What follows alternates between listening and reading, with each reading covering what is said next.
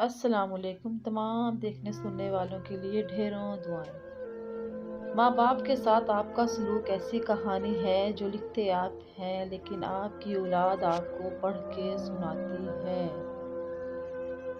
خبردار، بہت سے شیطان انسانوں کی صورت میں ہیں، بس ہر شخص کے ہاتھ میں ہاتھ نہیں دے دینا چاہیے۔ انسان جب منافقت کی سیڑھی چڑھنا شروع کر دیتا ہے تو اسے جھوٹ کی عادت ہو جاتی ہے۔ بہترین انسان عمل سے پہچانا جاتا ہے، ورنہ اچھی باتیں تو دیواروں پہ بھی لکھی ہوتی ہیں۔ تھوڑی دیر کے لیے قبرستان جا اور خاموشی سے بیٹھ اور ان بولنے والوں کی خاموشی کو دیکھ۔